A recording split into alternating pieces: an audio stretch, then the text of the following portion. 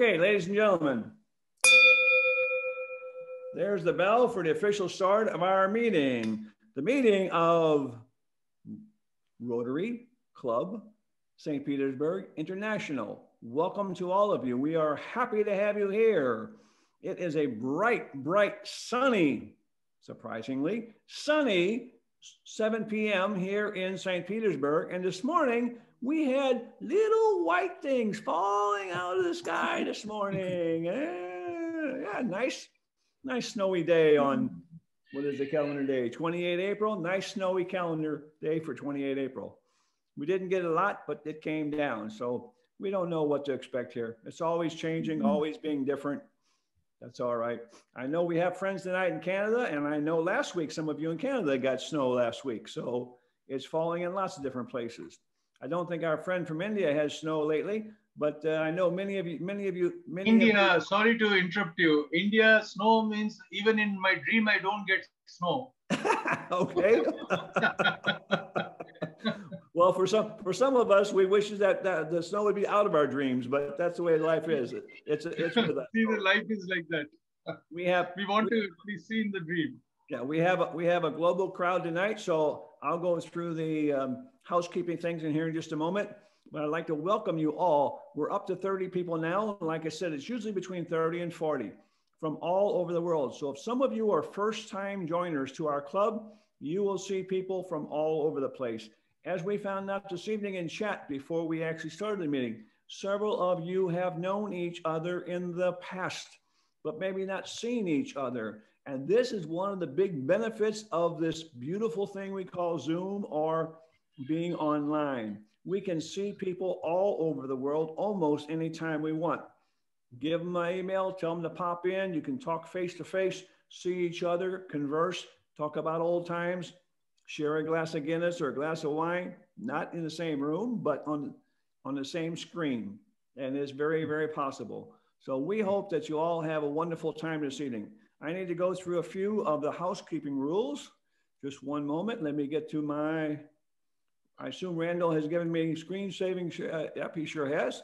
Okay, the first thing we normally do at our Rotary meetings is that we go through the four-way test. And let me explain how this works. We will ask you to repeat after I finish the four-way test. I'll say it first, and then everybody else will say it. So will everybody on the screen please turn on your microphone? Everybody, please turn on your microphone at this time.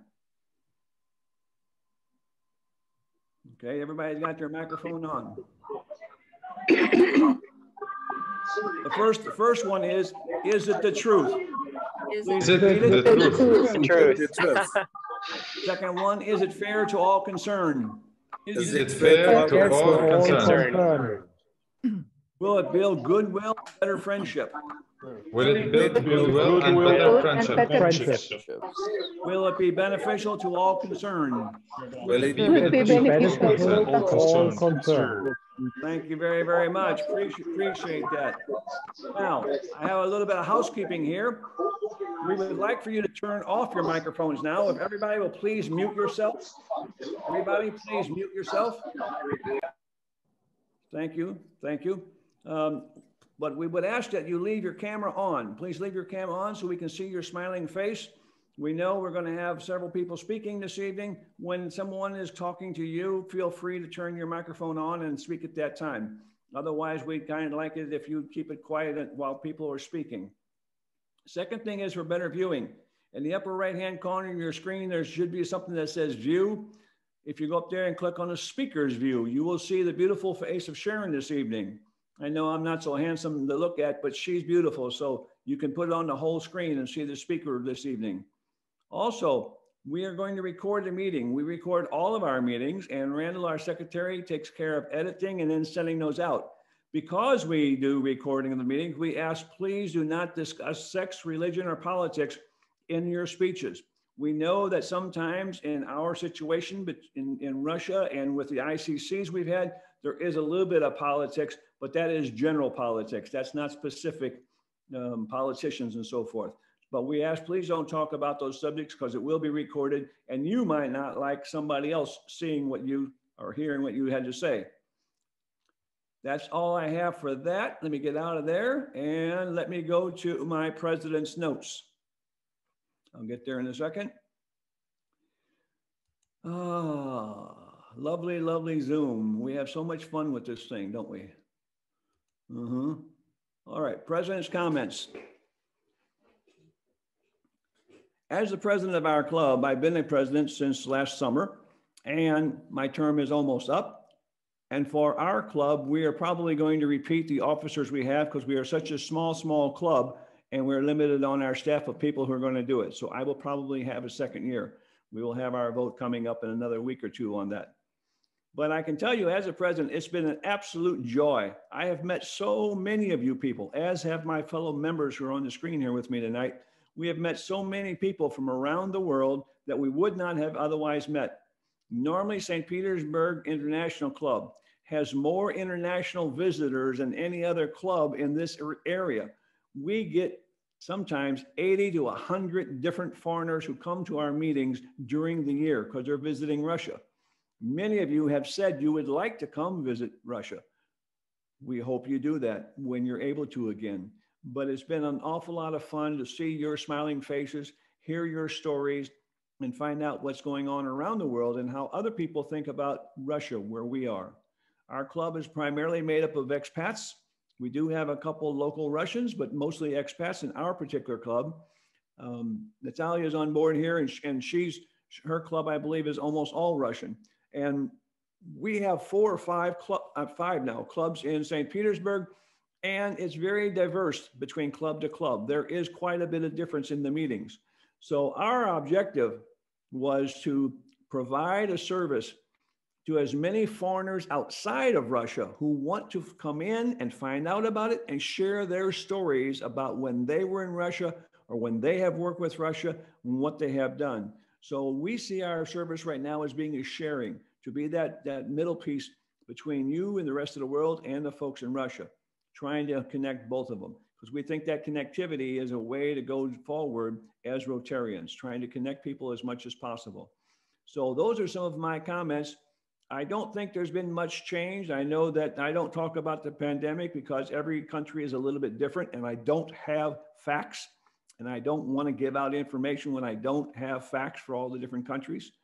But here, people now are going to stores and restaurants and so forth, still being careful, still wearing some masks, but there is a lot of action for people on the streets now here. So I don't know what it's like exactly where you're at, but we know some places are better than others. Politically, it's a fun game watching what's going on around the world in so many different countries doing so many different things. We don't talk much about it, but we certainly see what's going on. So I think that it's time to move on to our secretary's notes. If I can find Randall on the screen, there he is. Randall, will you please give us our secretary's notes for this evening? Michael, very, very briefly, I don't have too much to say. I just want to say that next week we'll have John Smarge, I think I'm pronouncing his name correctly, who is a past Rotary International Director from 2010 to 2012. He'll be speaking about a project called Hand Wash, which he's spearheading. And the interesting thing about past RI Director John is that he is also the chair of the 2022 convention in Houston, Texas. So we should grill him on issues relating to that when he comes next week. That's very interesting. And I see we have I think we have a lot of first-time visitors tonight. I think so. We also have past speakers. So we have Dean Roars, our past RA Vice President, who spoke to us. Where's Dean? Oh, okay. She kicked off our actually interesting sessions of international speakers back in July. We have Heidi Kuhn, just joined us, who was speaking to us in September. And we very much appreciate everyone who has spoken to us and who will speak to us. And if you have any suggestions of people who might like to speak to us, please send me a note, because we're very interested in having more. It makes our meetings over Zoom much more interesting. And that's all. Back to you, President Michael. Well, I can see that with 42 people on the screen tonight, there's a lot of folks who are first timers. And I would like to say just a few messages to the first timers before I get into our guest speaker. this, what you're looking at, this club and this organization that we have here is only 9 Rotarians, but it shows you what can be done in a small group if you reach out to other Rotarians around the world. You don't have to be a club of 150 to have an impact. You can be a small club today. Hopefully we'll get bigger. We want to grow for sure, but I want you to realize that there is impact even on small numbers. Even a single Rotarian can go out and do a project, can help someone. When I was working in India, I saw many, many Rotarians that worked with my American club and Rotary in India, and many of them were working by themselves. One Rotarian somewhere doing something. Tonight, we're going to hear about one individual who was pretty tenacious and went out there and did a lot of interesting things. But again, single individual. I know I seen on the second page here that Heidi Kuhn is with us. Heidi, glad to see you're out of the hospital and everything's feeling well again. We worried about you because we knew you were down with the COVID. But again, for most of you, this is a single individual who in her basement many years ago decided, I want to make a difference. And she did. And if you do not think that you as an individual, that you're too small, too insignificant, that you can't make a difference, I will give you a very small quote. This comes from the 14th Dalai Lama.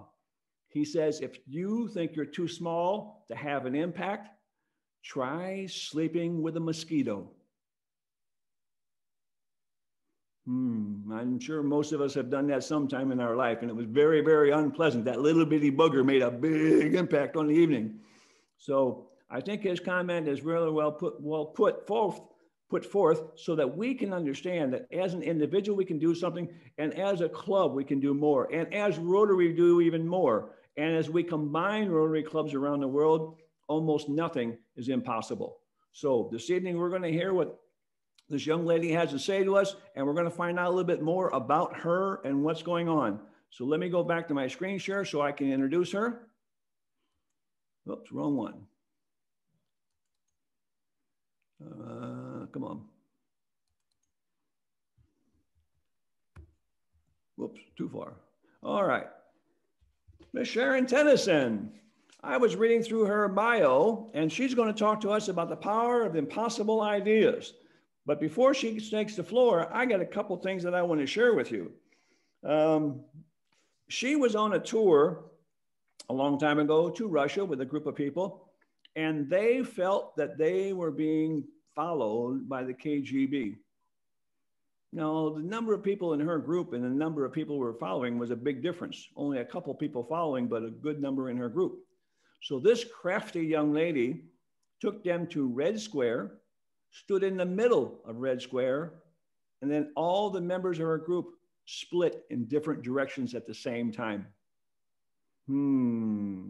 Interesting tactic. I hadn't thought about that one, but that's an interesting tactic. I have had some of them following me when I go places where it's a little bit confidential, but it's all right. They never bother me. They always just follow and smile and leave me alone. But this lady is going to talk about several different things.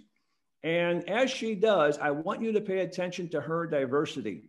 This is a young lady who from Kentucky has gone around the world, has had an impact not only in America and Russia, but other places too. And I think you're going to find her story interesting. So I'm going to let you tell you about herself as she goes through her story. So with no further ado, I'm going to turn it over to her and let her take screen share. And Sharon, the stage is yours. All right. Well, I'm delighted to be here with you, Rotarians, and perhaps new people who want to be Rotarians. And frankly, I said to Michael, what do I have to say to these people? It's my record is pretty well known, I think. But I will start by saying that I had a strange thing happen in my head. I was deeply worried about the relationship between the two countries in 1981, 82. And I was walking through a friend's house, and I simply had this thing happen in my head that simply said, it's time to go see the enemy. I had never had anything like this happen before. I've never had anything like this happen since. But it was so penetrating, it was so grabbing that I had to do something with it. And that was when I decided that I had to go see the enemy.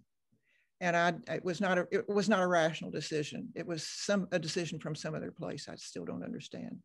But at any rate, we were then in the process of figuring out how to get airline tickets. I had a number of people who wanted to go with me. And on September the 16th in 1983, we landed in Moscow without knowing a thing about the country, no language. We did take someone who was fluent in Russian. But that was the start of it. And after that, it was just simply one happening after another that seemed to be almost coordinated, but we couldn't see where a coordinator was. But literally things came to us. And for instance, I remember the night that I said to a friend, Sarah C. Bolt, some of you may know her, we were leaving Saint Petersburg or Leningrad, and it was snowing outside, and it was just a cold, cold night. And I said to her, Sarah, what can we do for the alcoholism in this country? It is unbelievable. I've never seen a time or a place where this many people, men in particular, are just simply dropping on the streets drunk after dark. And we had no answer for it. So we came back home. 2 weeks later, we had a call. A woman said to us on the other line, is it true that you women are taking people to the Soviet Union? And we said, yes, it is. And she said, good, I have a group I want you to take. We say, who are you? And what is your group? She said, we're Alcoholics Anonymous. And we want to go and celebrate the 50th anniversary of the beginning of AA. And we want to do it in the Soviet Union. I have chills of it today. I have chills right this moment thinking about that happening. We would have never known how to get a group together because we weren't alcoholics. But at any rate, that first group we were able to take, and it was an extraordinary situation. I don't know whether any of you have read my book. This is it, but it's all of these events are covered in here. Many of them I cannot understand even today how they happened, but they did. And so what we did was just simply follow the tracks of whatever was being offered that we could do. And then other types of things began coming as just full ideas, like it's time to start helping these young entrepreneurs figure out how they can start their first businesses. And this was late 80s and early 90s. It was a criminal time in the Soviet Union, Russia. And so we started the first little program, not knowing where it was going to go. It ended up being huge. It ended up bringing over 6,000 Russian entrepreneurs to American companies to study. And today, their businesses are successful because of this training that they had. And they came from 71 regions across Russia, not just Moscow and St. Petersburg. As a matter of fact, I said, no, we don't do Moscow because Moscow gets 85% of the foreign investment. We need to situate ourselves in St. Petersburg, have an office there, and then we need to meet the needs of the rest of the country from there. And that's what we did. So all of this, there was no advanced planning for it. It was just simply a thought would come. A lot of times these thoughts would come early in the morning, 4 or 5 o'clock in the morning. I'd be awakened, and all of a sudden this thing would be passing through my mind. And I then would get up, and I realized that if I didn't get up and put it on computer or write it down, it would be gone by the time I woke up. And so I began always getting up early in the morning, putting these ideas down, then going back to sleep. After some sleep, then I would look at them and say, oh, this sounds really interesting. We'll try this.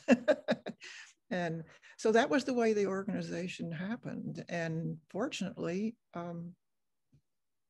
other things were also going on that I would have never predicted could have happened, and I wouldn't have known how to make happen.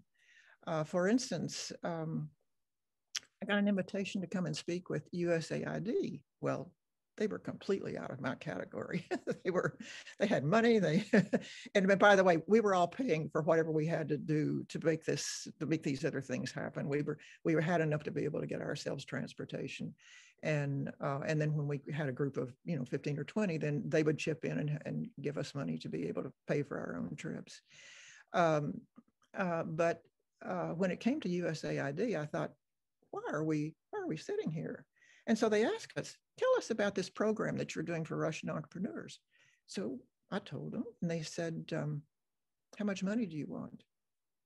And I said, well, I don't know, but if I could even get $100,000, I could do tremendous amounts of program with it.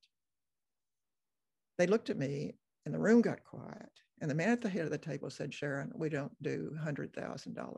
What would you do if we gave you 10 million? That was when I learned how the government spends its money. And, and I also took advantage of it and created as much program as I possibly could for that $100,000 and more, but 10 million actually. Actually, I ended up submitting a proposal for all of the country, the whole country of Russia by that time. And we came in just about under budget, but by this time we had already established 8 offices across Russia where we had entrepreneurs like Terekova, and many of you know her, Novmeskaya in Avert. These are all Rotarians now. And then came the time when one of what the U.S. government called the Russia Tsar, and I ended up in his office by invitation, and he said, this new program you want to do, this sounds impossible. And I was listening. I thought, yeah, it sounds it, but it's not. And he said, and by the way, how in the world are you going to be able to house all of these people and get all of this work done, all of this training done? And I said, well, very simply, I'm going to ask the Rotarians to help. By this time, we were already having Rotary clubs from around the country volunteer. And so I thought, why not? Maybe the whole country's worth of Rotarians will volunteer. And I said it very confidently. He said, you don't mean it. And I said, absolutely, I mean it. Rotary can take care of this. They will. And he said, based on that, you get the new grant. And so that was when we did the huge PEP program that brought 6,000 over. Plus the other 2,000 or 3,000 that we had brought in other programs. But I am so grateful to Rotary. I can't tell you, all along. Rotary was the first club, the first organization, the first people that ever offered us any money. I was speaking at a Rotary club after I had come back from the first trip, never expecting anything. I was trying to tell the truth. They were very open. But still, I knew there was a lot of hesitancy. I was in Dallas, Texas at the time. And this young president of the local Rotary Club there said at the end of my talk, he said, I think you're going to need a little bit of money and we don't have much, but I want to write you a personal check for $200. And that was the first money that we were ever given to run the programs or to be involved with this work. So from the very beginning, I have been so dedicated to Rotary for the different pieces that they have picked up, particularly when we had I think it was about 400 Rotary clubs across the country who did the PEP program. We could have never done that. And by the way, the PEP program that we did ended up being, it was copied by the US government, and they created that program, the library program that they did. They're still doing. So I took them a package of boxes of materials that said, if you really want to do it right, this is what you're going to have to do. These are the quality controls that you're going to have to put in. And some of them they paid attention to, others they didn't, because governments usually don't do a whole lot in terms of watching over programs and making sure that quality control is put in. And so I've watched that program with interest. And they were spending about twice as much money on each person as we were spending. So I learned a lot. I've learned a lot about how the government does programs, how it's funded, how they turn off the spigot when they decide to. And yeah, a lot of things that I won't go into here. But at any rate, we're still available, working to take Americans to Russia to see what the truth is as far as Russia is concerned. It's quite different from what's being advertised or written in our newspapers. I live in St. Petersburg part of the year. Whenever I'm there, I've had a place there for about 20 years, and 2 different places actually. Well, I got put in jail for being in it because my friends had created me a tiny little apartment up in the 3rd or 4th floor of one of the palaces that was an educational building for the boys choir. And I had lived there for like 2 years. It was a wonderful place. My book has photos of that apartment in it, and the people that actually put it together for me, and the Russians. Now, these are not Americans. And so one night I got a knock on the door, and it was the police about midnight. And they said, "Come with us." And I said, "No, I'm not coming with you." I slammed the door, put on the big lock on it, and said, "Get away." And then with that, I went back to bed. But this time I wasn't afraid of Russian police, because they were always tender-hearted kinds of people. And they were very they excused women for a lot. They would put up with a lot from women that they would not put up with from men. And so I thought, there's not any way they're going to come through this door, so I'm going to be safe. I called my friend Volodya Shestakov. I don't know whether he's showing up here or not. I don't see him anyplace.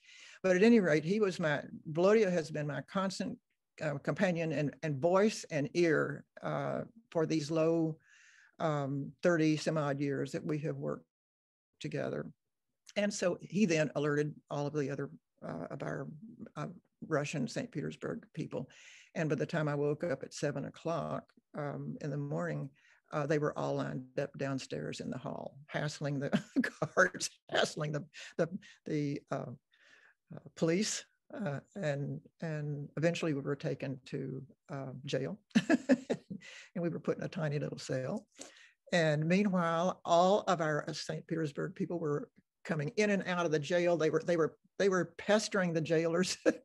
It was an amazing thing. They didn't know, the police didn't know what to do with them. They were bringing us food, grapes, and passing it through these bars that we were behind. And then eventually at 5 o'clock that afternoon, I was hoping we didn't have to sleep in this tiny little cage we were in.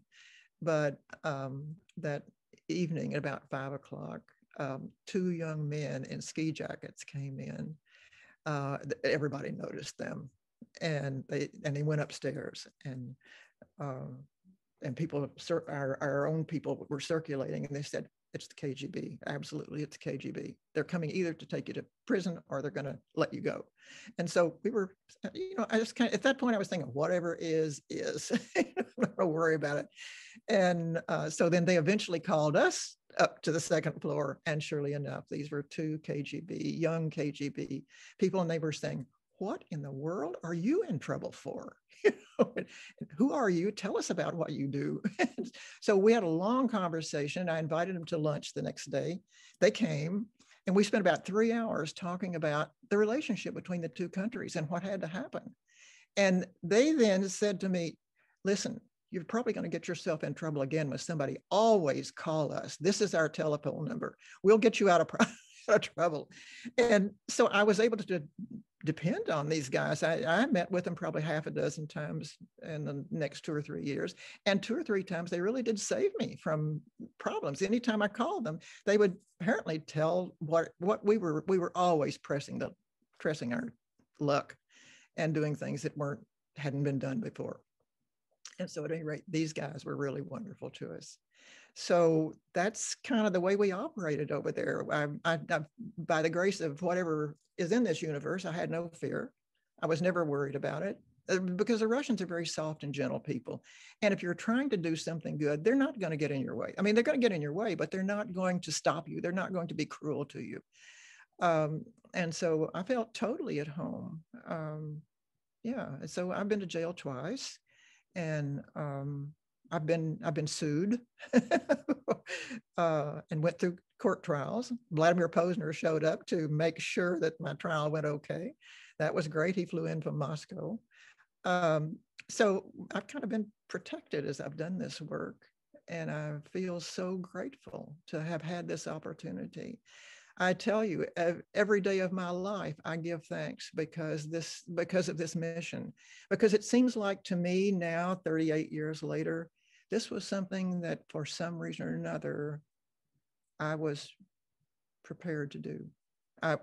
Maybe because I was so unequipped and so ill-equipped, I should say, and so curious and so wanting to see peace break out in the world between these two nations that I love.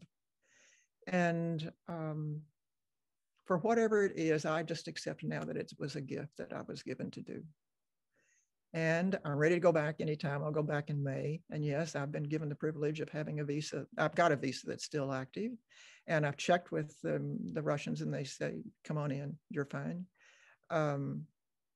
This is what you need to do, and have told me. So I'll be going, I think, around the 1st of June.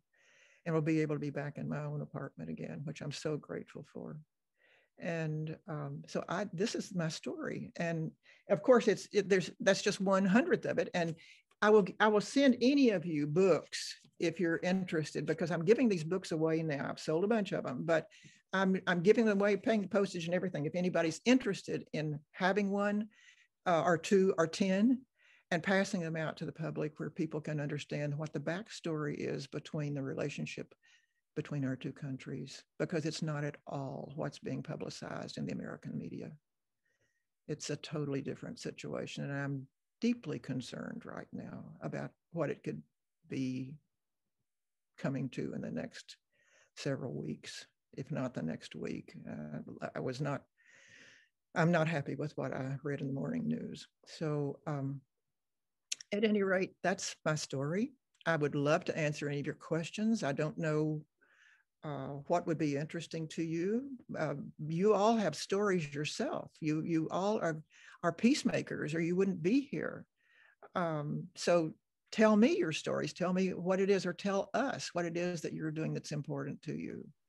Okay, Michael, Sharon, I'll take care of that. First of all, for everybody, if you will, let's give Sharon a round of applause for sharing her story with us. Thank you very much, Sharon. Appreciate that. Thank you very, very much. And before I open it up to Randall, who's going to have the first question, I'm going to tell you that I'm ahead of you only in one department. I've been in 3 foreign jails instead of 2. So I'm one ahead of you in 3 different countries. So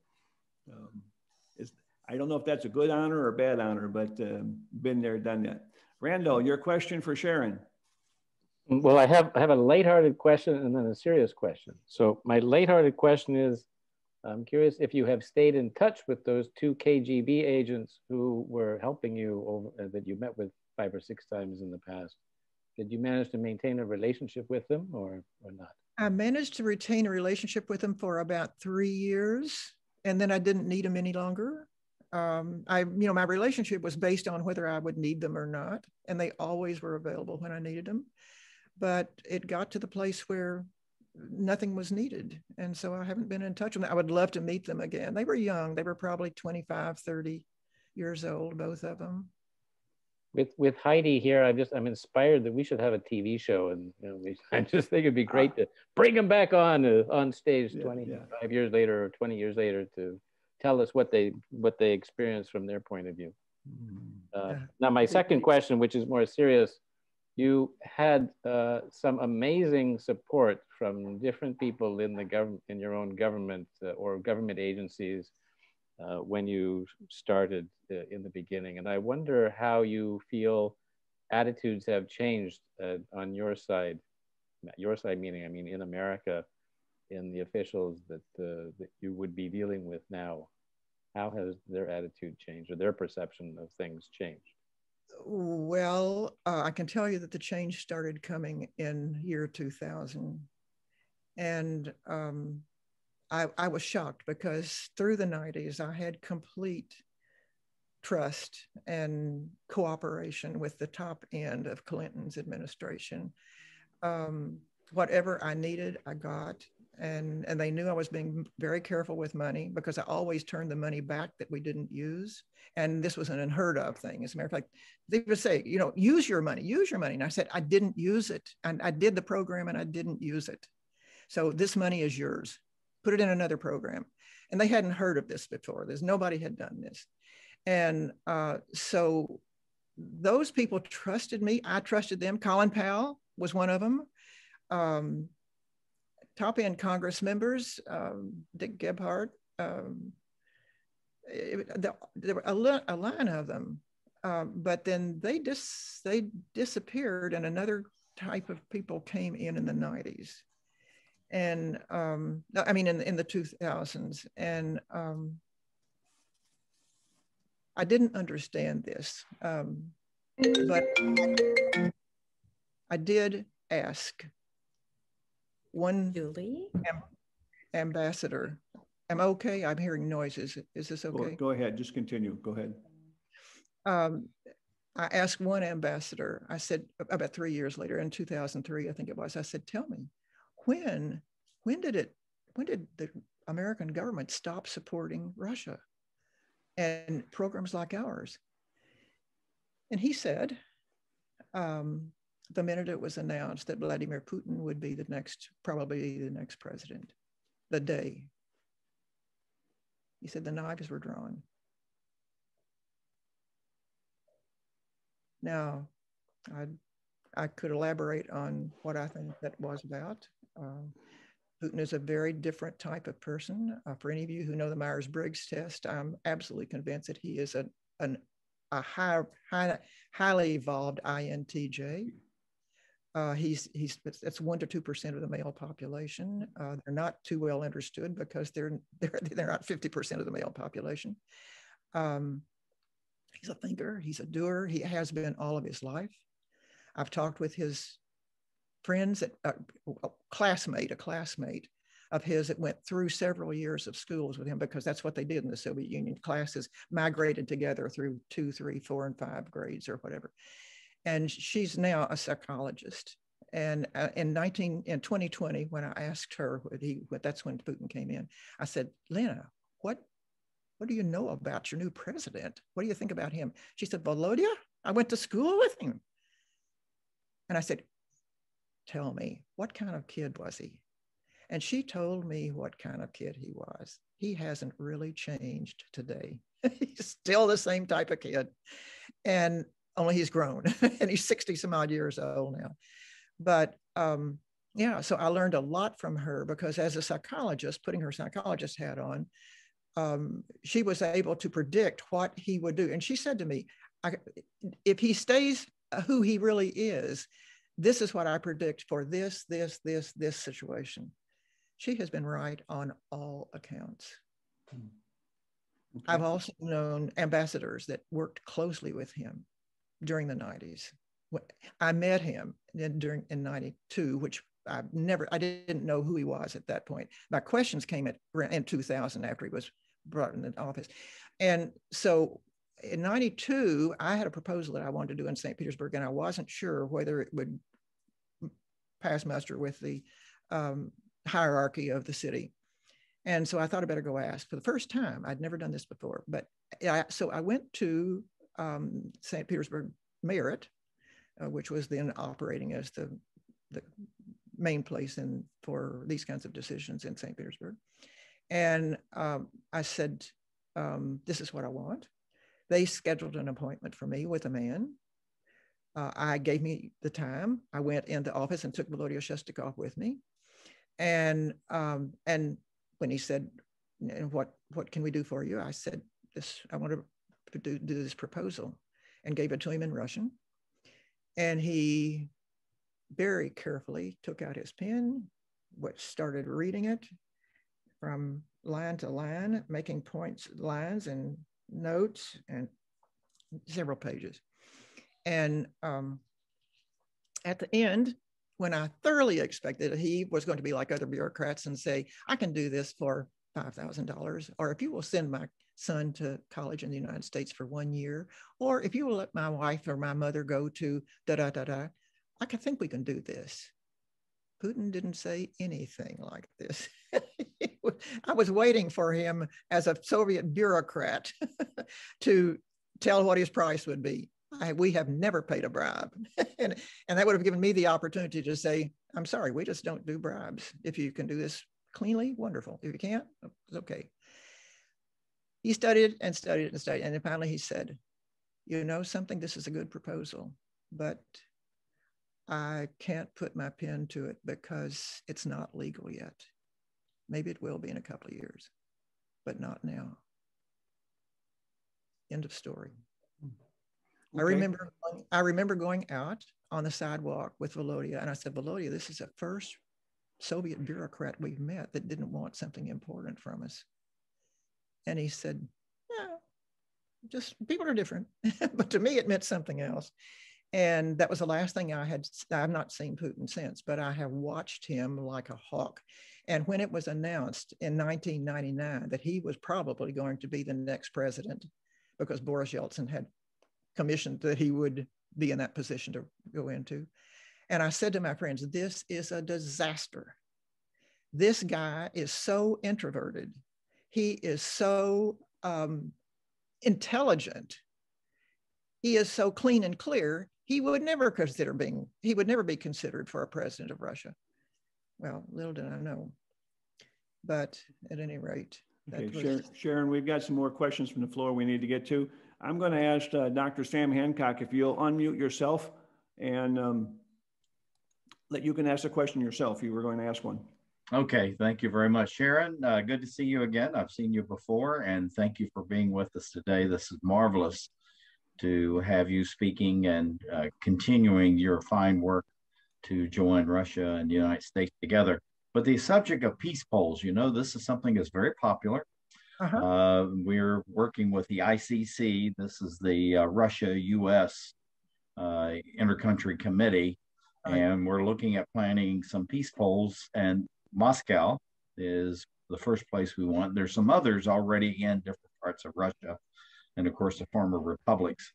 But do you think this really has an impact? And how would you suggest that we move forward at this time with the subject of peace polls between Russia and the United States and Moscow and Washington, D.C., which is where I'm looking?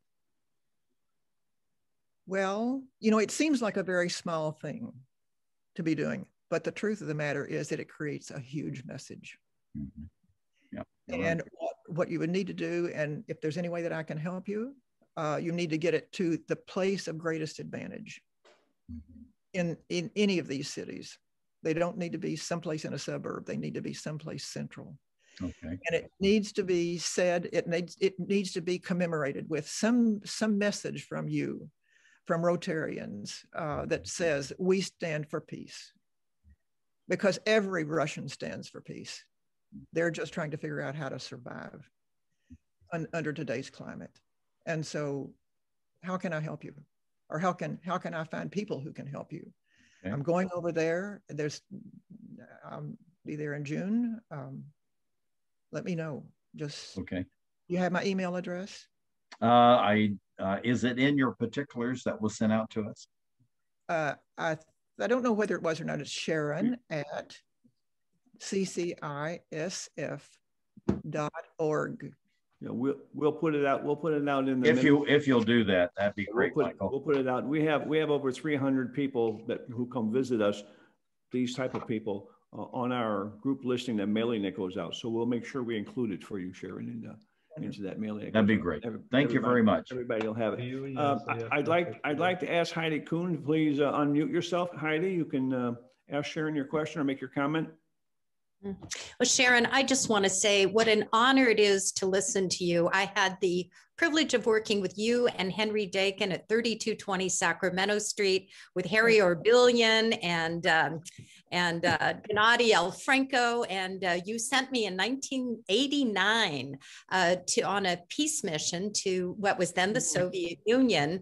And Andrei Sakharov died in the middle of my interview with Gennady Gerasimov, as you may recall. But I just want to say what you have done for the melting of the ice curtain between US-Soviet relations, and where you can help lead us today is just extraordinary. And again, my deepest respect for you. I've taken a little step further. I'm now CEO of Roots of Peace, and I would love to order and make a contribution to your organization and get 10 books. And I promise you, I will place those widely. We're exporting fresh fruits from Afghanistan to Russia with love, and perhaps, you know, these baskets of fruit and friendship and the economics of peace could be something that we could do. Anything I can do to help serve you or Rotary Russia, Saint Petersburg. I'm a member of San Francisco Rotary #2, and I'm just at your service, Sharon. Deepest respect for you over the many, many decades. Well, thank you so much, Heidi, for reminding me of what went on those days with you and the others of us.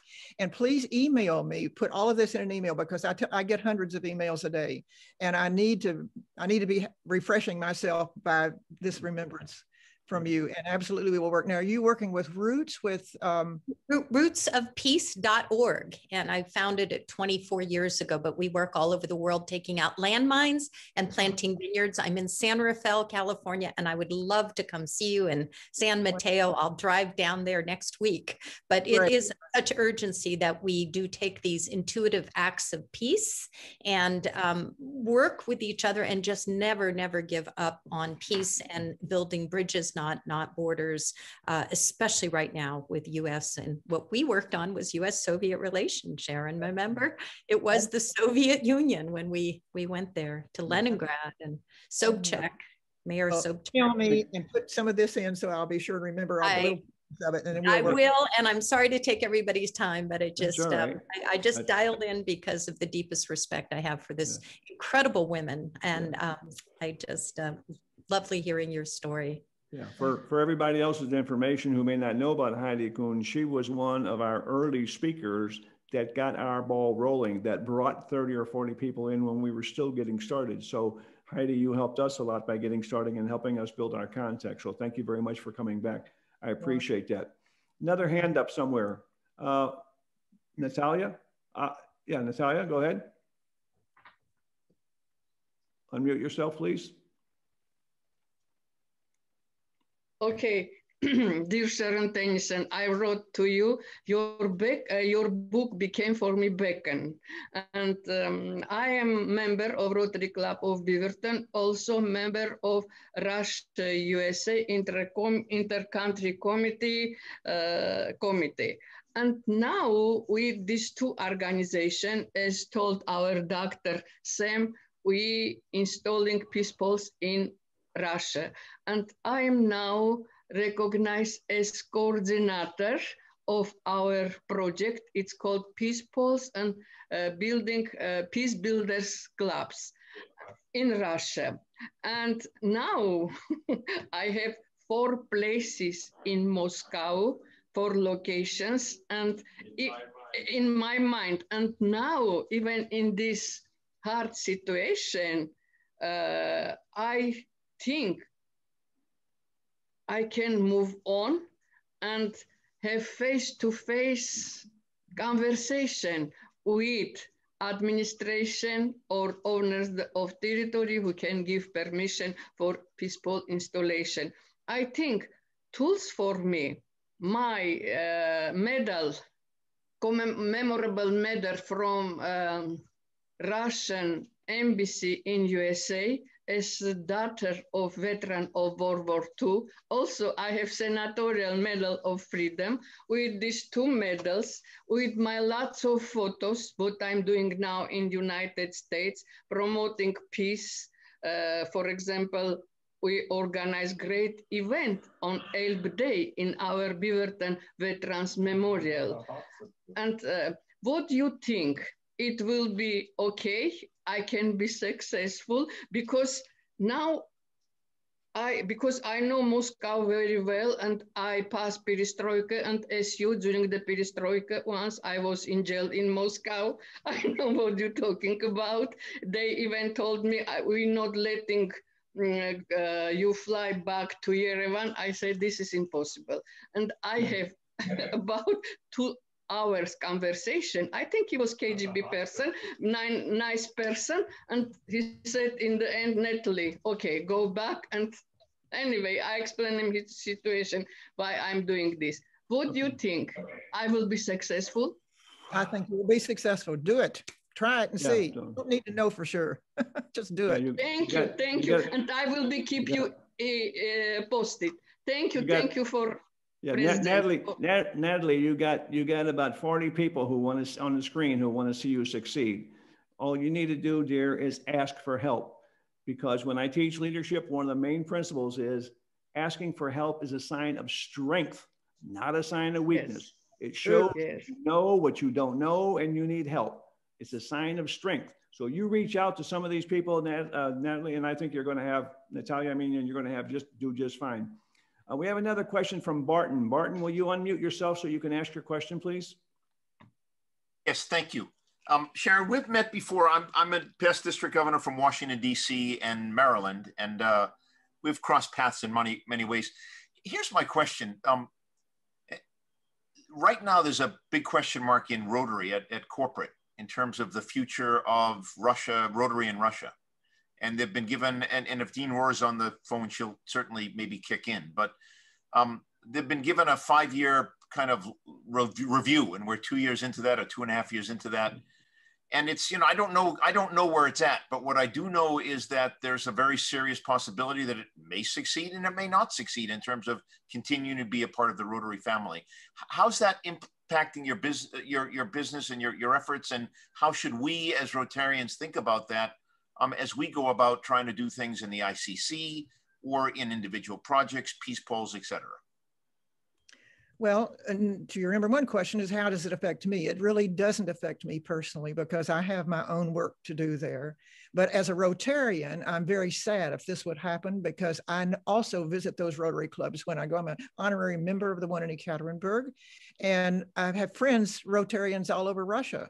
And regardless of what we think we know about Russians, I think that we don't really understand why it's so important for them to be operative in that country and be spreading themselves. So I think every Rotarian should be supporting the continuation of these clubs. I know that they're not on the same kind of relationship with RI as the American clubs. That's clear.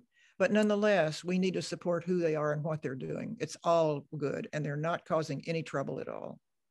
This is my position. Thank you, Sharon. And Barton, at our meetings here, Dean was here about 6 or 7 weeks ago, gave a good program, talked about that program that you're mentioning that the Rotary gave to a few years to try and put it together here in Russia. She gave a full spiel on that, and I believe it's in our archives. You can probably go to our website and find it and review that, and that's what she gave to our audience. So she did a very, very good job. Another one of those people who are here tonight who were here in the past. So, okay, next question for you, Sharon. It's going to come from Dennis Wong. Dennis, will you unmute yourself, please? Oh, thank you. Sharon, you're amazing, and you continue to amaze me with your stories and what's happening. One of the things is, when do you plan your next group trip to Russia that we can go with you and learn how to do it? Well, I would love to have all of you go with me. And unfortunately, because of COVID, I've had to postpone this trip 3 times. And we started out in earlier and kept on trying to think that we would get beyond COVID, and we didn't. And now then the trip is scheduled for June of 2022. And so that's a year from now, a little bit more than. That gives me plenty of time to be sure that I can encourage the right kinds of people to go on this trip. Because I don't do these trips just to have people go and see Russia. I do these trips in order to educate American people on what's going on in Russia. So my trips are not tours.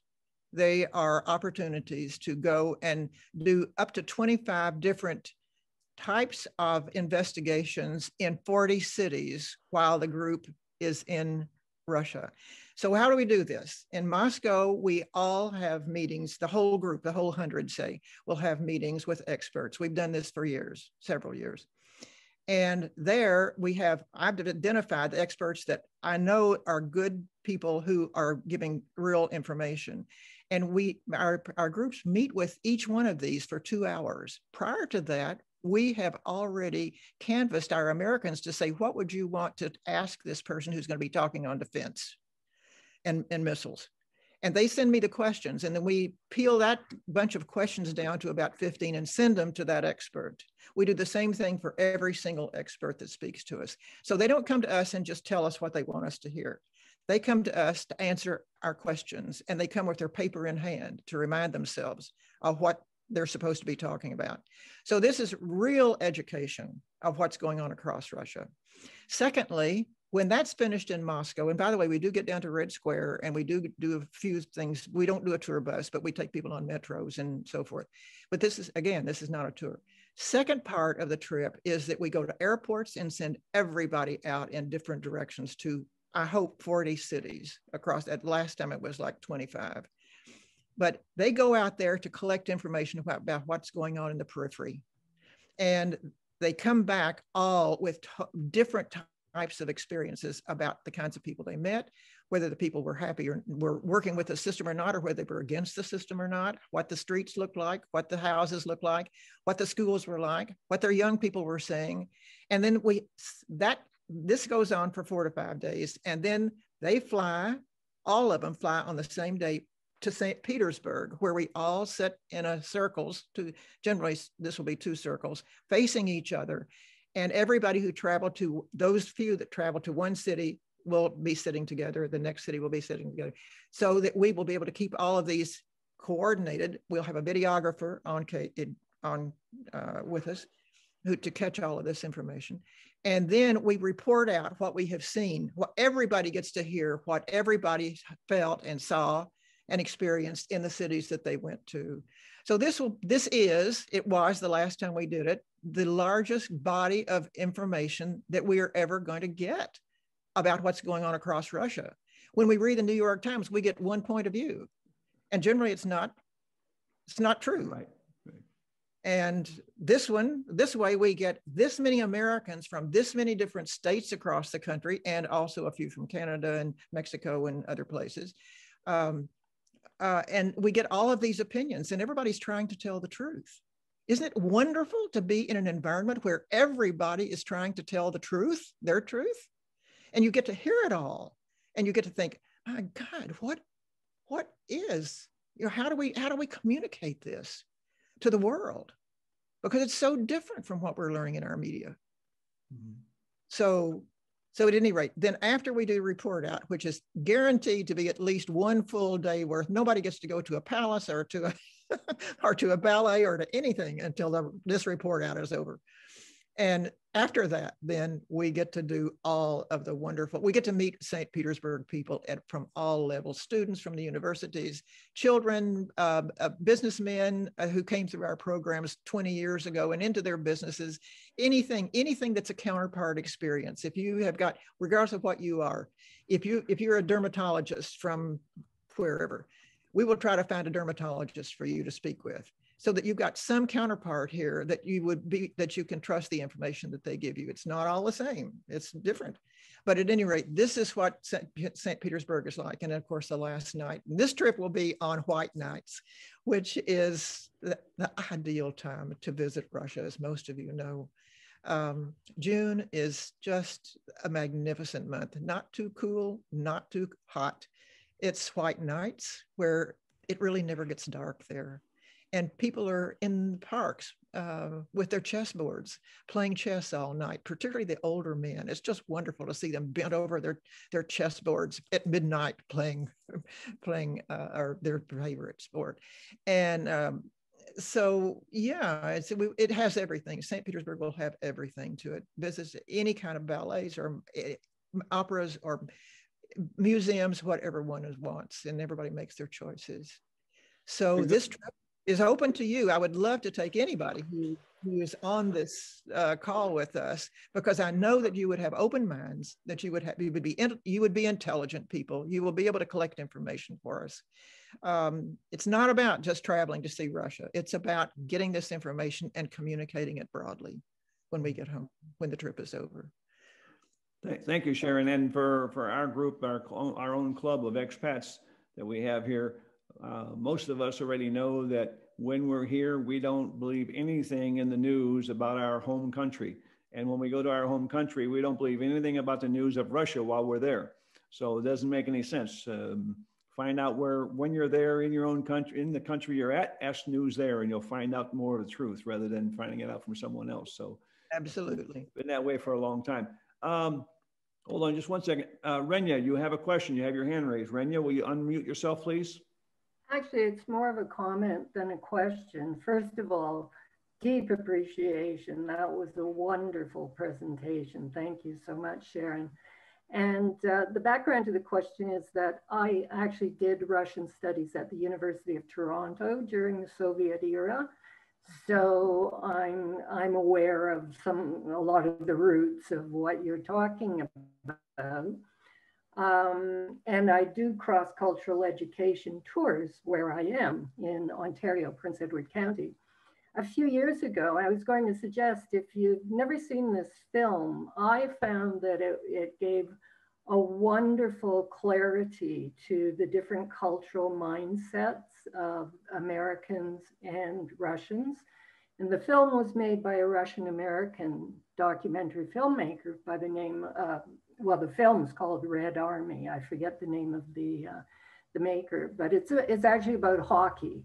And that is not a favorite topic of mine, but I went to see the film at the Belleville International Documentary Film Festival, and I was just blown away by it. He just so captured the difference in cultural attitudes at the time of the big hockey game, whenever it was, when the Soviet Russian team came over and played Americans. And I would suggest it would be a marvelous background to any tour to Russia, to just prepare people for what they're going to experience with the Russian people. Mm-hmm. Thank you very much. And you know, the Russians are changing too through the years, and I'm able to see this progression of the change. But still, there's so much that is basic Russian mentality that has been there for 1,000 years. Yeah. And we don't understand that. We expect that they're going to be like us. They can't be like us any more than we can be like them. But what we have to do is to learn to appreciate the differences and learn from them, and they learn from us, and they're ready to learn from us, and obviously they are. And yet sometimes some are not too interested in learning from them. But thank you very much for this comment. We have one educational piece that comes out to all the travelers that talks about this, because it's so important, because Americans can't understand, why are they so interested in the arts? Why would they spend this much money on this young prodigy who's come out of the woodwork? I don't know whether any of you have seen this, Miloyev. Incredible pianist. You can't imagine. I think he must be an incarnation of Rachmaninoff. But at any rate, this is real, the real essence of Russia as far as Russians are concerned. But for us, it's really not all that interesting at all, or for a lot of people. So yes, this whole area needs to be looked at and help Americans to understand. Others? Any others? KK Chan has something he'd like to ask. KK, can you unmute yourself and ask a question? Sure. Thank you. Yeah, Sharon, good evening from this side, from India. It's really quite interesting to hear to your experiences. And what I really look at you is that you have so much of energy, still very much of energetic, bubbling, and amazing, really. So if you remember, about a year back or year and a half back, I had a mail.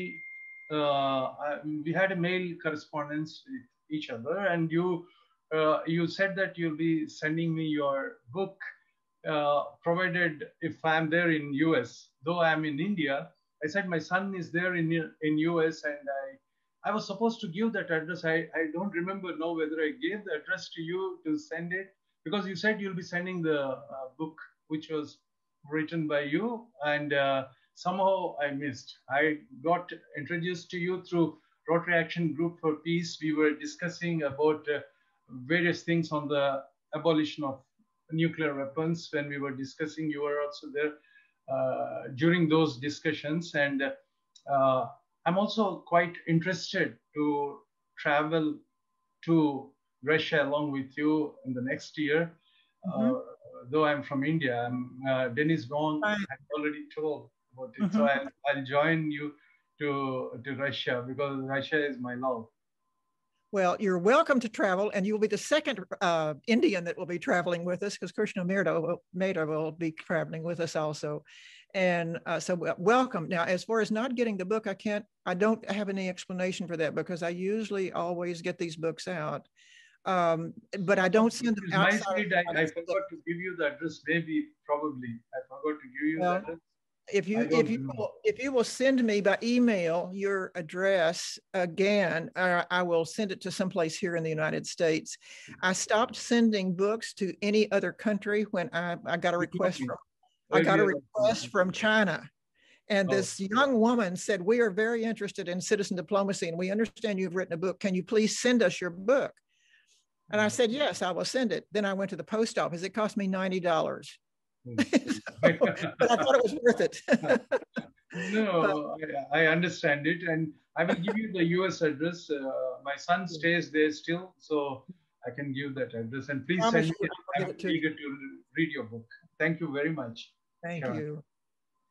Be glad to. Others? Do you have any more questions?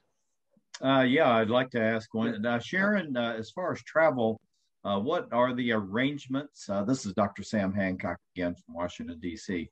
What are the arrangements, the costs, any type of particulars you may have right now about this? And also, I think you said it's an extensive amount of time. Maybe share about that as well, because it's what you're doing, I've been able to do myself in Russia, and want to continue that. So thank you for sharing this information. Sure. And the first thing I want to tell all of you all is this is not a money-making thing. We don't make money on these trips. CCI does not make any money. I don't make any money on these trips.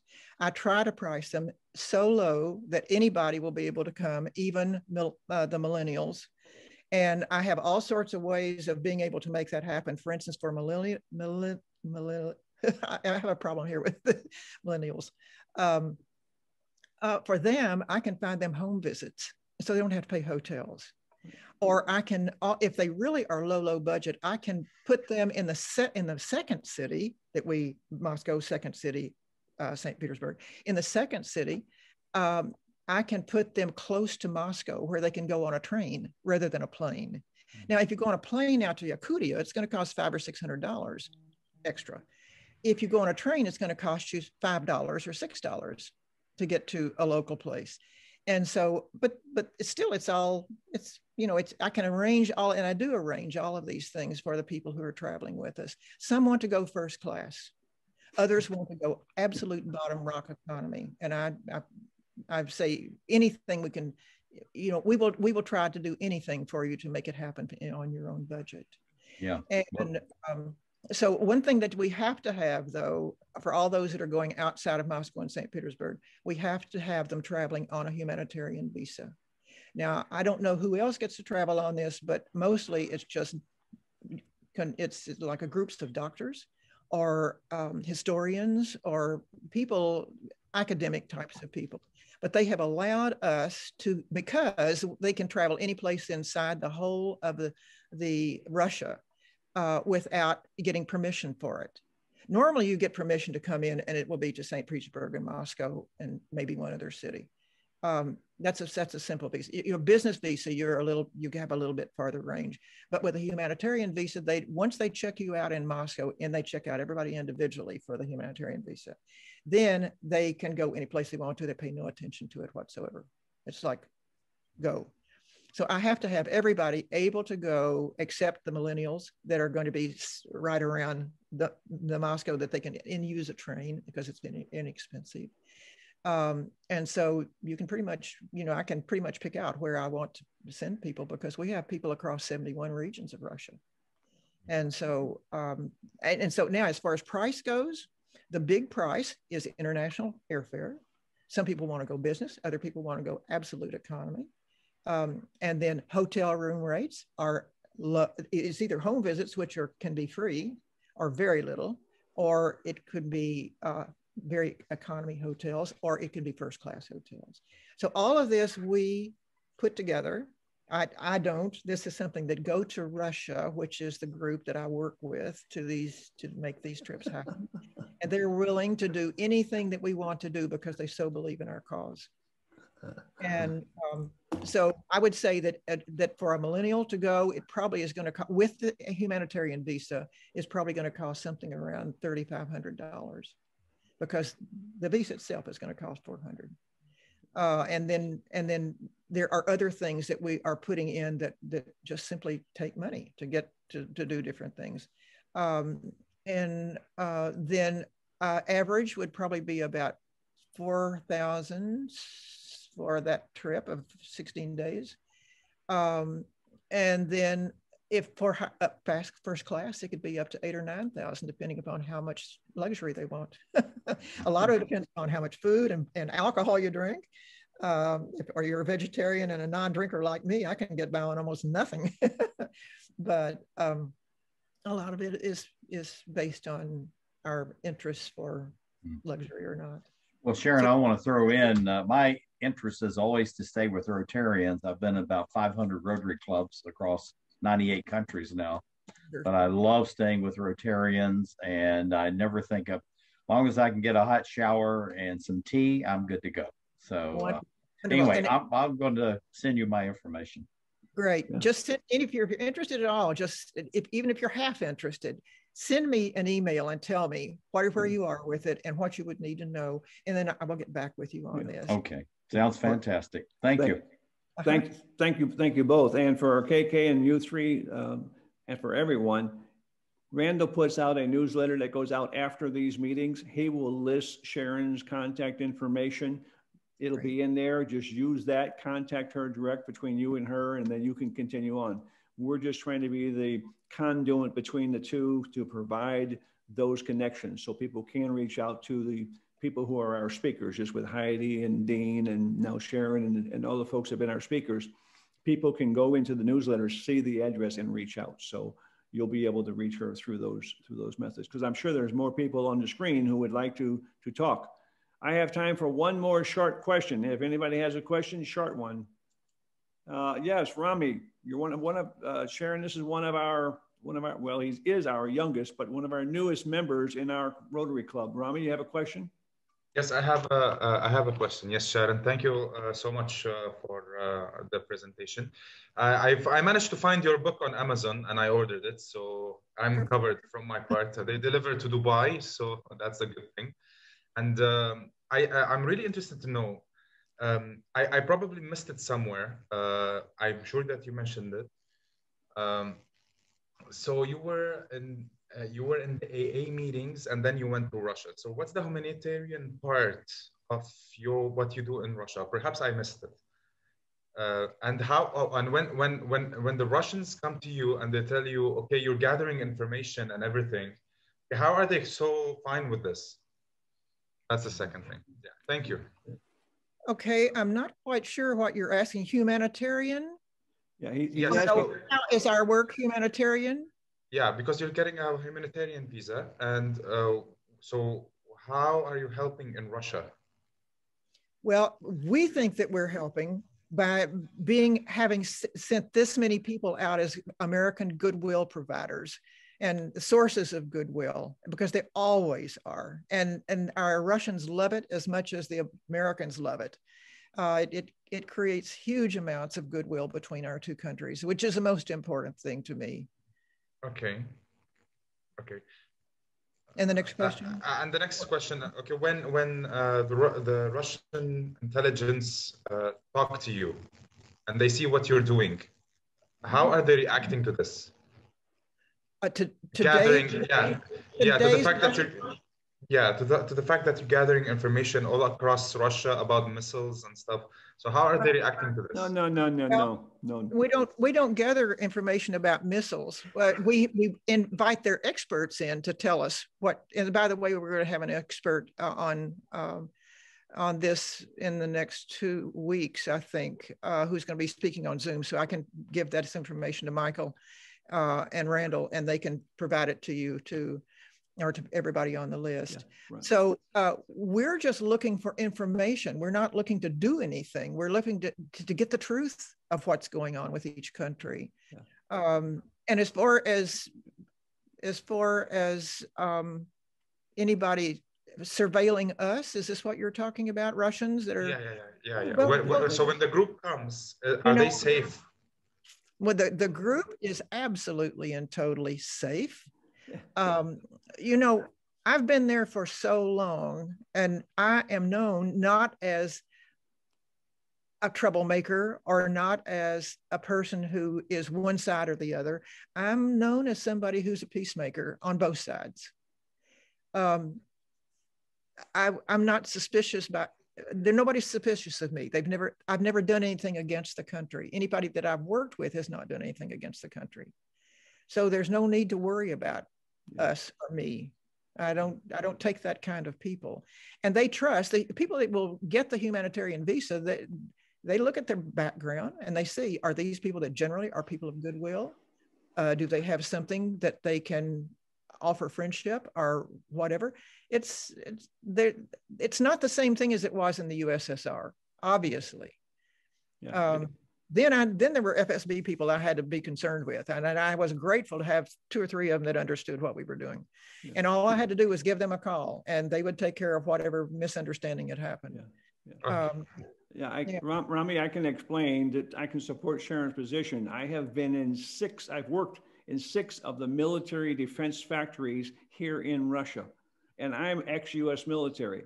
So if an ex-US military person can work in 6 of these military ones here, you need to know that they do allow they do allow it. They're not restricted. They're not giving her or her team sensitive information. That's not what they're doing. They're giving them information about generalities in the area and what's going on, not the specifics. She's not going to get close to any nuclear rocket missile technology. That's not going to happen. They won't let it. And even myself, when I go to those factories, they say, Michael, that area is off limits to you. Okay, there's a whole lot of areas where I do go and find out information and do things. If they're not as strict as what you hear, that's what she's trying to tell you earlier. What you hear in the news and what is reality is 2 different stories. It's 2 different things. This ex-American military man could not go to those places if we believe the news that we hear today. But I do, and I did for 15 years now. So it's not the way we hear. They're actually more open. They're as much interested in our information to make things better, to improve their processes, as they are to give us information both ways. It's a give and take. So it's much more open. So I'm just sharing your idea of what you said, because it's not what people perceive. It's not what we're being told. They're a lot more open, a lot more cooperative than what people think about. So, Michael, if I may make a remark here. Sure, Dean. Mm-hmm. Yes, I would agree with you in principle. But when it comes to some of the practicality, we have had some very different experiences. It depends on the degree of interpretation at a local area. So it might be federally accepted in many different ways, but when it comes into a local government interpretation, we have run into problems. We have had Rotarians arrested, even though they're there on humanitarian visas, because of local government interpretation. So yes, we hope that that is the way it is, but the actual reality of the application of the understanding and the rule is very much dependent on local interpretation of how to handle it and the local personalities. So when one leaves the main centers of Moscow, St. Petersburg, Omsk, Khabarovsk, Krasnoyarsk, you name them, Vladivostok, and you go into the smaller rural areas, there are times one has to be a little bit more cautionary than you would in the bigger cities. And that's just the reality of what it is. Thank you. You know, you're right, Dean. And I would say the same thing growing up in America. I can tell you that the small town, when a foreigner comes in that small town, is not treated the way that foreigner is treated when he's in a bigger city or a bigger, larger area. Some local places will treat you different. I agree with that. But I just wanted to get the point across that we don't have KGB looking over our shoulder 24/7 trying to follow us around to see where we're going. Do they know I'm here? Do they know who I am? Sure they do. They got a KGB file on me in Moscow, but nobody's following me. Nobody is checking me. When I do go to some plants, sometimes I do see a person there and he'll come by and talk to my interpreter and we explain things, go ahead, no problem afterwards. But you're right, in the small cities, I see a different feeling, a different impact. Unfortunately, we could talk here all evening long, I'm sure, with everybody's got a story about Russia and what's going on. We do need to move on with our meeting. And again, I'd like for everybody to give Sharon a round of applause for being here and helping us tonight. Thank you very much, Sharon. We appreciate your input. And we're here to try and be that conduit to connect people, if possible, to benefit not only Russia, but all the countries that are represented here on the screen, Germany, Canada, India, everybody. I see so many folks. I haven't seen Felix tonight from Israel, but he's probably here somewhere. And we just want to continue that. And in order for us to do that as a club, we're Rotary. We need to have a project. So we do have a project. And our project is the Children's Rehabilitation Center, which is a center for children with cerebral palsy. And these children need help. So what we have done is coordinate with them. And our goal this year is for 10 children.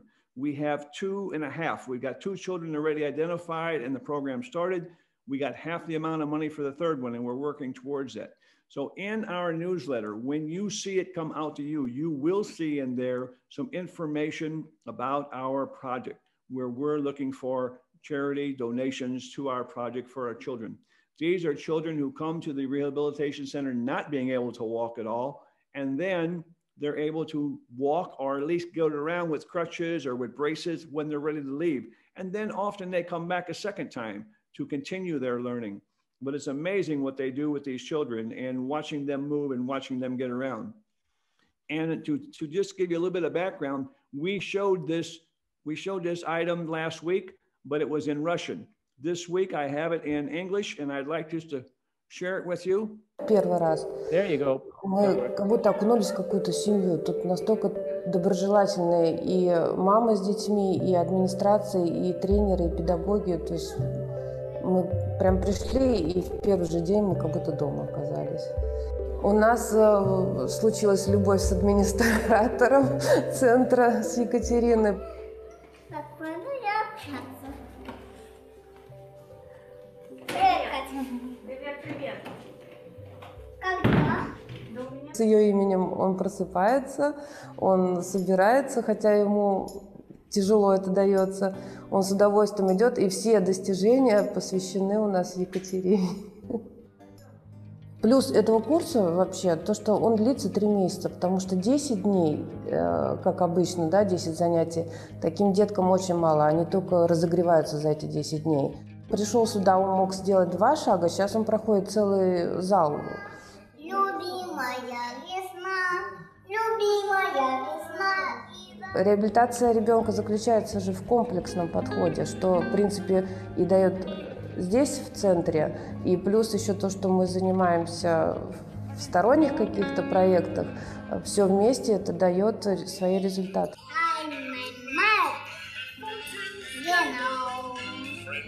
Мы попали в проект «Летай со мной», и мы 2 раза в неделю ходим, летаем.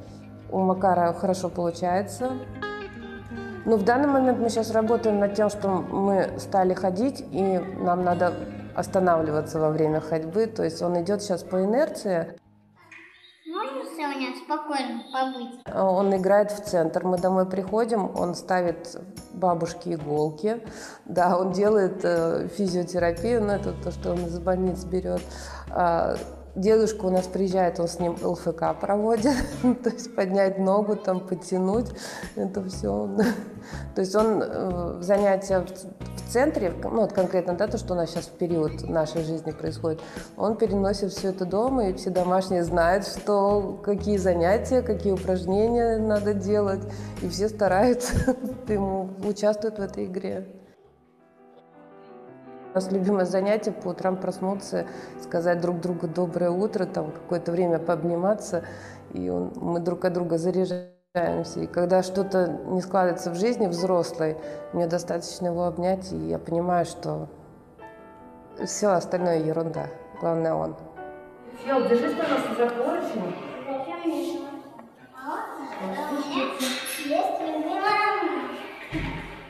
Иногда мне кажется, что я от него требую слишком много и не понимаю, возможно ли в его состоянии сделать то, что я от него хочу. Там. Простому человеку сложно понять, как это невозможно стоять в воздухе. Вот тебя поставил, а ты не стоишь. Что здесь сложного? Я понимаю, что я иду правильной дорогой. То есть центр мне дал понимание, что я делаю все правильно. Молодец. Ты большой молодец. Давай, главное, не расслабляйся. Вот сейчас у нас открылись актерские таланты, то есть он может заплакать и тут же засмеяться, как только его отпустишь. Поэтому будем думать, может, в театральный кружок пойдем. Тихо.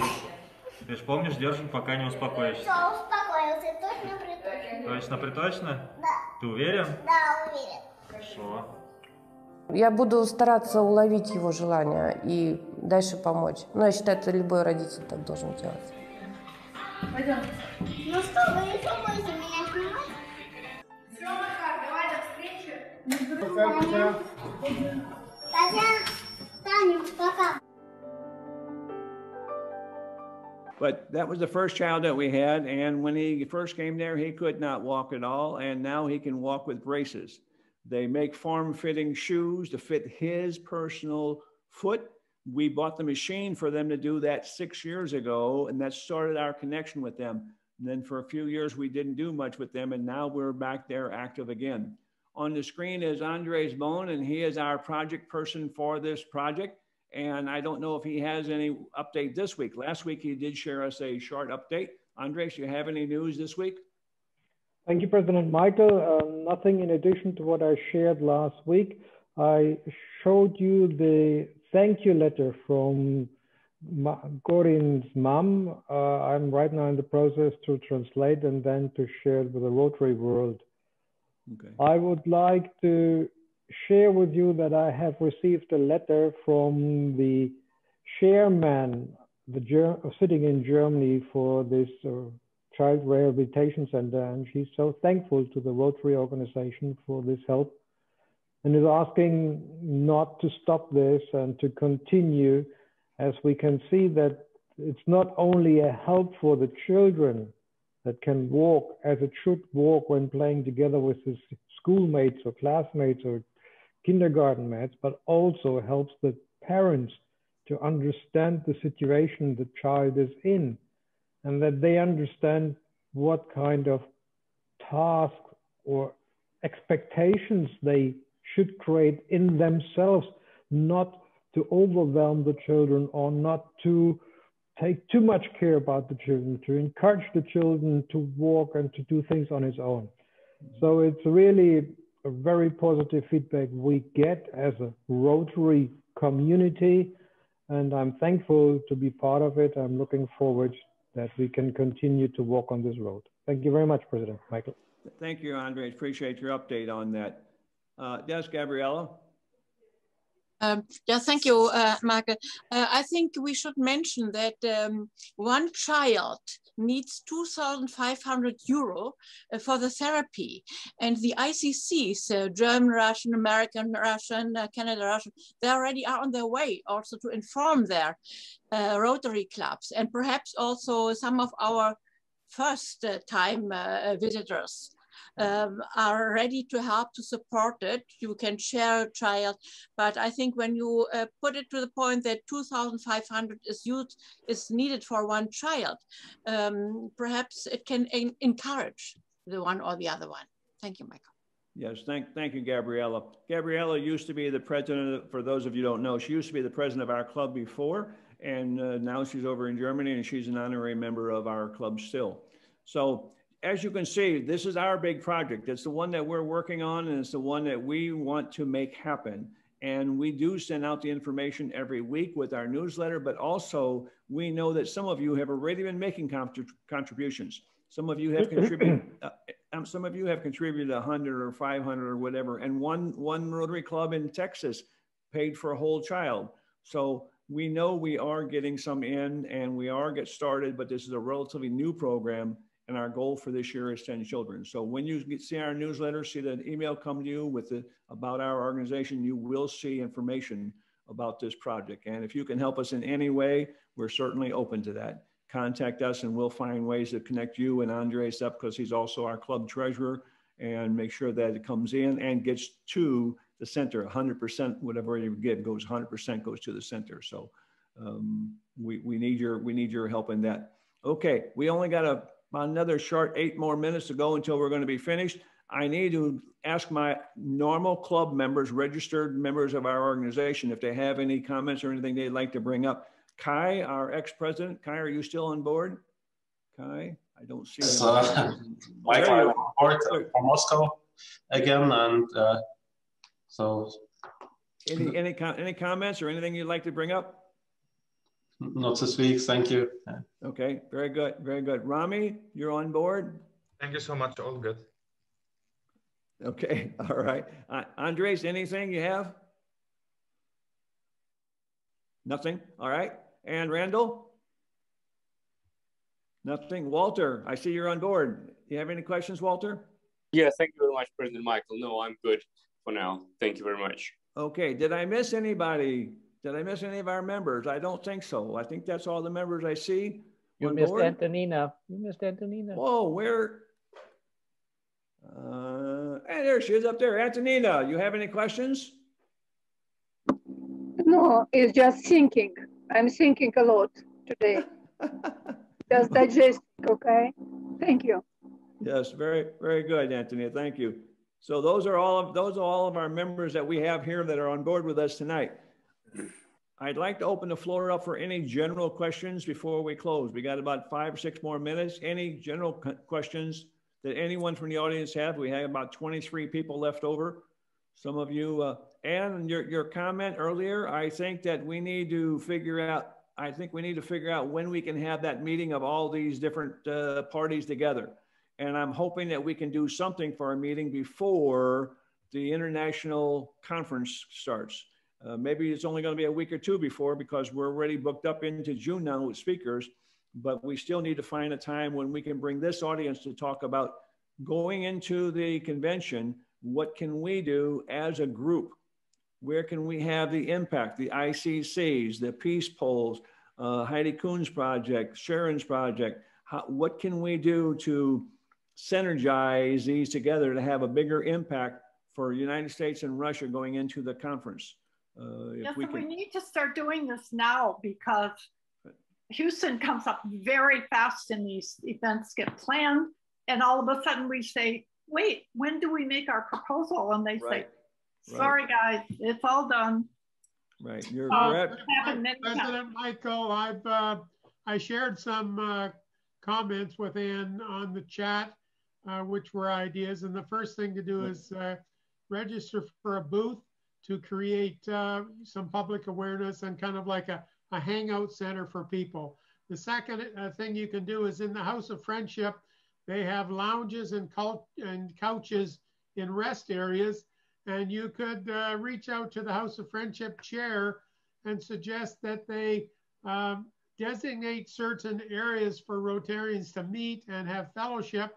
And you could maybe either have numbers or letters, or even yet maybe the countries could put up a flag in certain areas where people would see the flag and then congregate there. And just while I have everybody's attention, I see my friend Helen Peacock, who's on today, also from Canada. And she's going to be doing a similar presentation to what you had today on world peace, nuclear disarmament, and a movement that she's promoting Rotary clubs to send resolutions to the Council on Legislation on world peace and nuclear disarmament.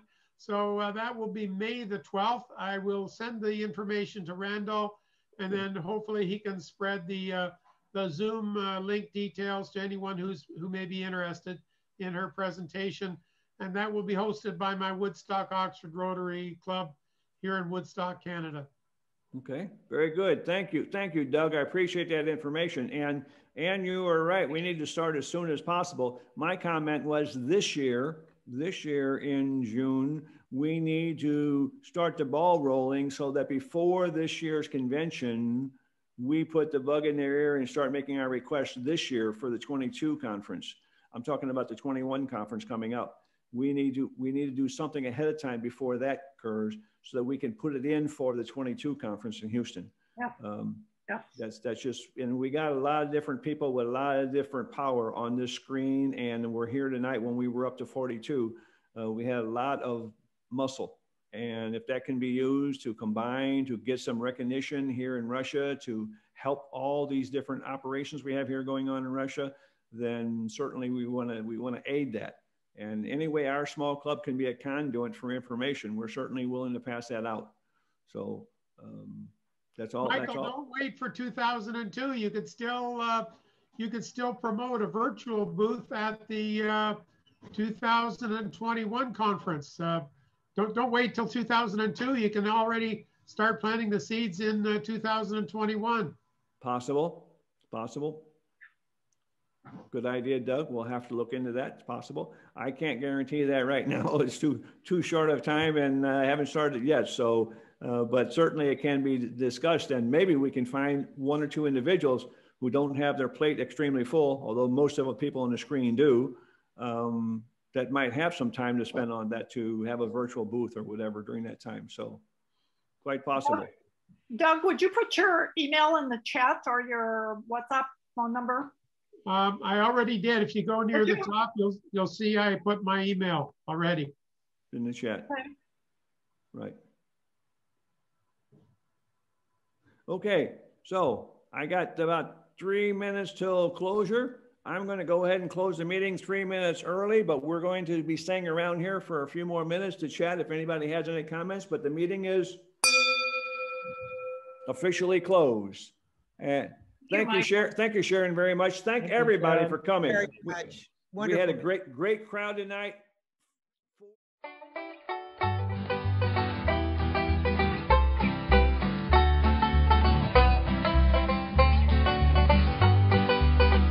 Is it the truth? Is it fair to all concerned? Will it build goodwill and better friendships?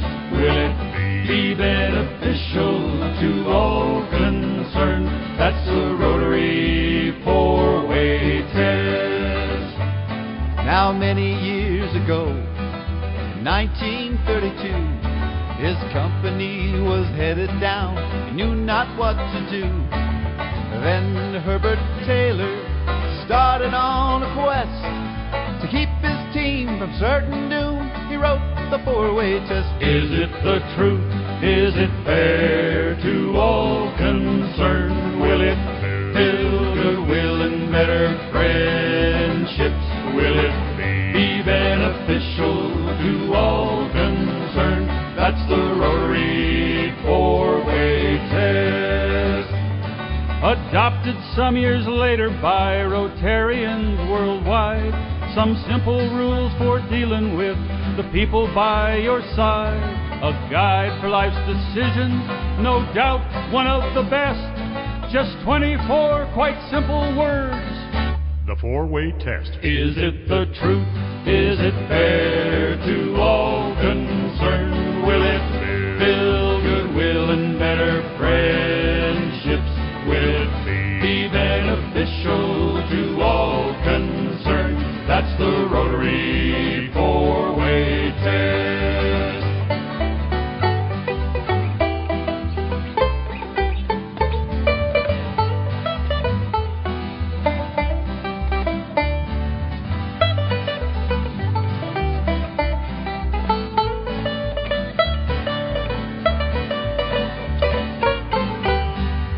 In the class or on the playground with your friends at school, you'll find that hurtful words and actions really aren't too cool. So as you make your choices of what to do or say, remember that old four-way test and you will be okay. Is it the truth? Is it fair to all concerned? Will it build goodwill and better friendships? Will it be beneficial to all concerned? That's the Rotary four-way test. And will it be beneficial to all concerned?